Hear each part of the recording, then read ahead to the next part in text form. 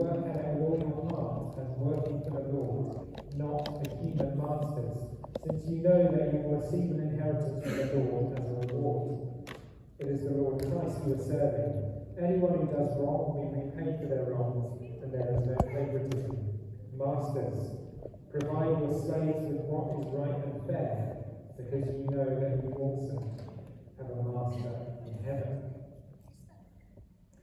So there's a lot in this little passage to think about how we obey, emulate, and rest in Christ. But first, I think we just need to address the fact that Paul is writing to slaves and what that might mean for us today in the 21st century. And I think now, when we hear the word slavery, we immediately think of the evils of the transatlantic slave trade, all that came with that, violence, the inherent racism of it.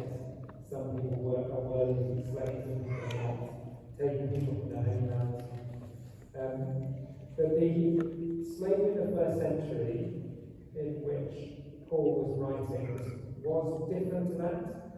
There was certainly a lot of injustice in it. It was more of a kind of indentured servitude. You were a servant to someone for a long time, and often the slave had a degree of say. You would offer yourself up as a slave if you were bankrupt and go into someone's household. And it was usually a temporary thing, it wasn't permanent, and it wasn't based on race. The Bible is clear, if you look at the whole of it, does not in any way advocate slavery. And it was biblical argument and Christian conviction that convinced the abolitionists to get rid of the transatlantic slave trade. But all of that being said, I think we now can gain a lot about thinking about how we work now, thinking about how we relate to our bosses and work colleagues. So first of all, obeying Jesus. Work transformed by the gospel obeys Jesus. Paul teaches us here that to obey our earthly masters, regardless of whether they're watching, regardless of reward from them or to curry their favour, as if we're working for Jesus himself. And think about what that looks like for you tomorrow. Are you known in your office or wherever you work as someone with integrity, who works very hard even when the boss is watching you? Are you known as a hard worker who puts all of your heart and effort into it as though you work for Jesus? What about if your Christian principles were at odds with something that your company wanted to do? Would you be prepared to stand up and speak out if it meant losing your job?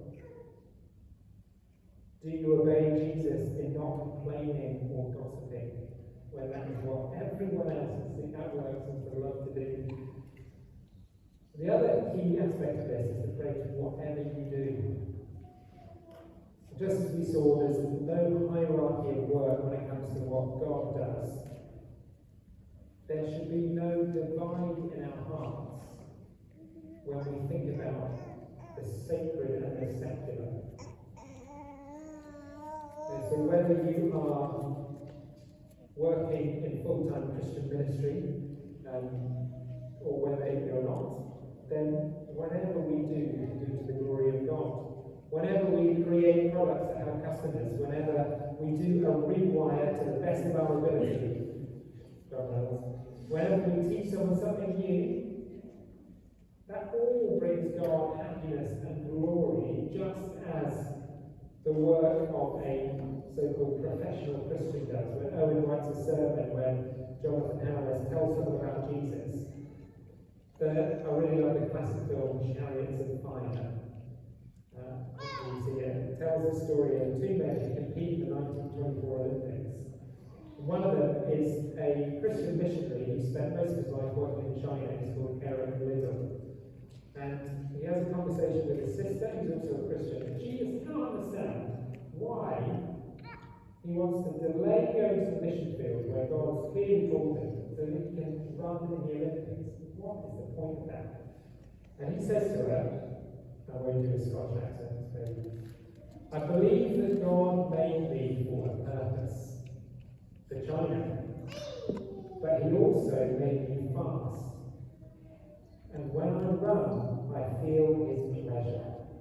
To give that up would be to hold him in contempt. God tells us to use whatever gift we have received to serve others. Whatever gift. So, what are your gifts that you can use to work, to feel God's pleasure, and to serve others?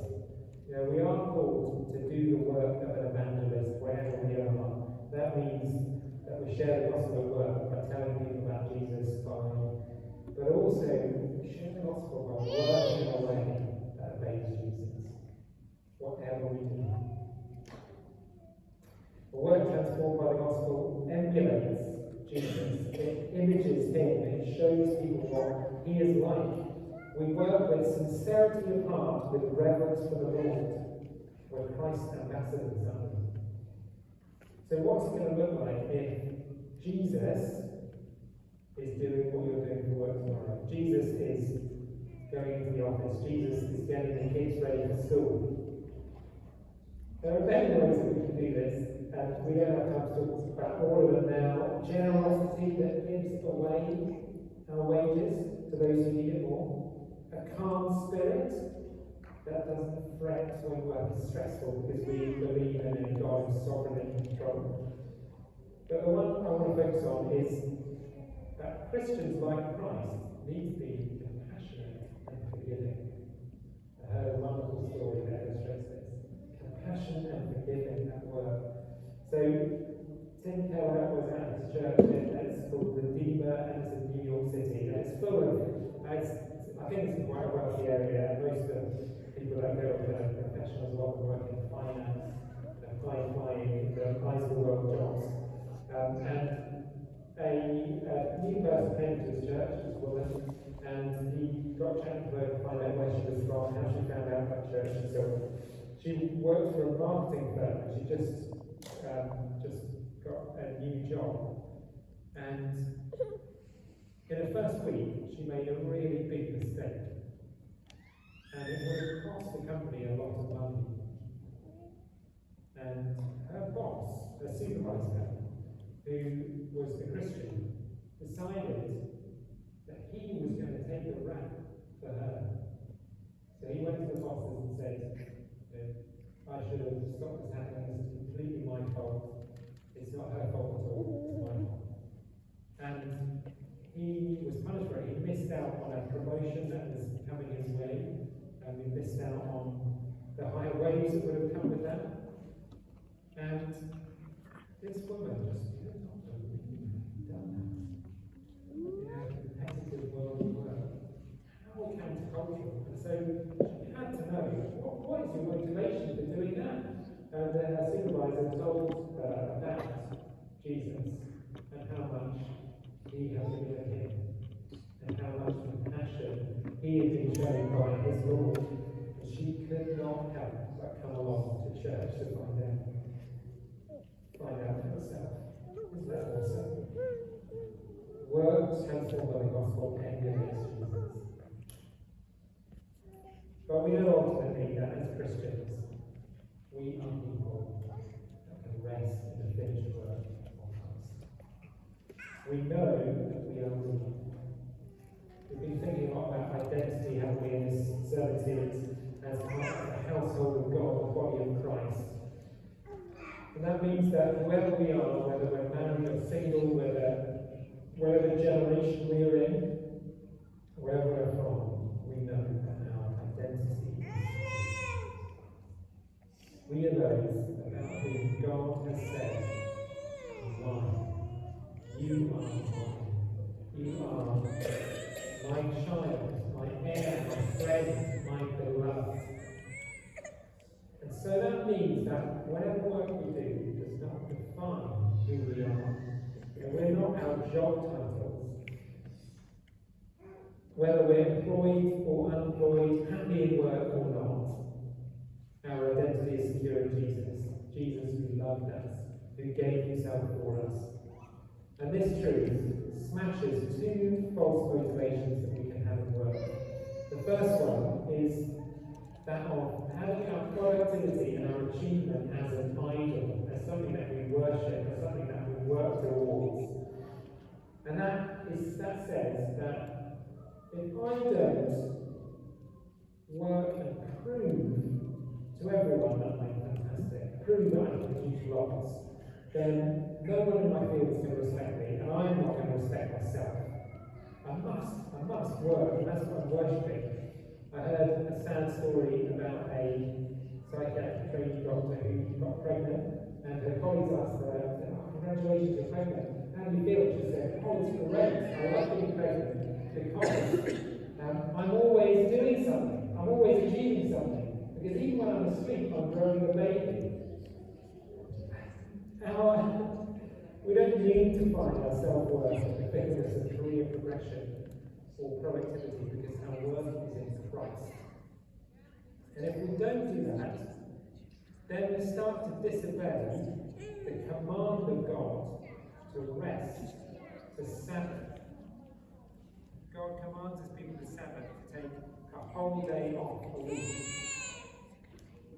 And he says, in talking about that, remember that you were slaves in Egypt, and I brought you out of there, therefore observe the Sabbath day. So whenever we take a day off a week, whenever we Sabbath, whenever we abase our rest, we are reminding ourselves that we are not slaves, brothers and sisters. We are not slaves. We're not slaves to our ambition, to the recognition of others, to our work. We are God's free man, God's free woman.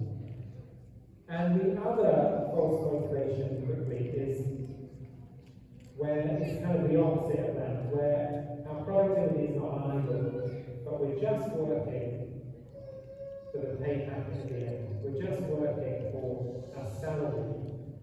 And that means that we're going to be tempted then to just do as little as we can and get money, and then get the pay at the end. So if we can do hardly anything, it doesn't matter, we'll just get paid. Because that's what we're really wanting, that's what we work for. And that, of course, flies in the face of everything we've been talking about, doesn't it? Working to obey Christ, working to the best of our ability as servants of Jesus, who's called us to where we are. But if our identity and motivation is not solely in the work itself or the pay that we get, but in Christ and what he's done for us, then it changes everything. Jesus says in Matthew 11, come to me, all you who are weary and burdened, and I will give you rest. Take my yoke upon you and learn from me, for I am gentle and humble in heart, and you will find rest for your souls. For my yoke is easy, and my burden is light.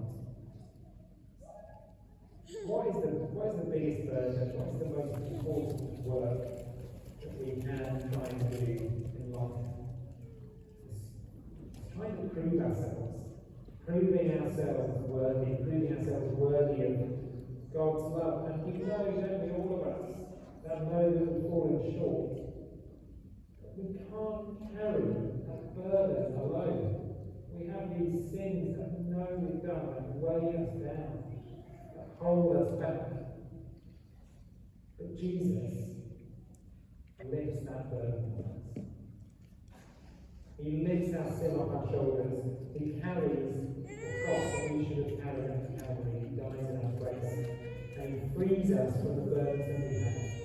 And he said at his work on the cross, what did he say as he was dying there? He said, it is finished. That work of carrying our burden. And now, in this passage, he actually says, he gives us a new burden. I thought he was taking our burdens off us, Jesus, but he says, I'll give you a light burden and a light burden. And that is that of following him, of working for him in whatever we do. We finish now. So if our motivation at work is in Christ, if our identity is in him, then we'll see work in a new way. It's part of paradise. It was there at the beginning. It will be there in the new heaven and the new earth. It is marred by sin, but it's transformed by the gospel. Our identity is not in our work, it's not in our salary, but it is in Christ. And so that means that if he calls you to exchange jobs, or take a pay cut so you can serve in other ways, or if ill health robs you of the job you love, or if times are challenging at work, then you can do it because you do it for Jesus. Let us as a church, whatever we do, work out with all our hearts as well as the Lord. Let's pray. Heavenly Father, we thank you so much for your word. We thank you that there's so much to say, so much wisdom there. Lord, we know that we just are scratching the surface of picking up the subject this morning. And I just pray that you would, by your Spirit, equip us to see that work is not necessarily evil. It is the good that you created. And although it is marred by sin, cursed by sin, transformed by Jesus, I pray that you would help us, whatever we do, to go out tomorrow, or whenever we work in the week, whatever we do, whatever job that is, paid or unpaid, might we work at it for Christ as though serving Him, and in a way that emulates Him and rests in His finished work. Please help us to do that, Lord. Jesus.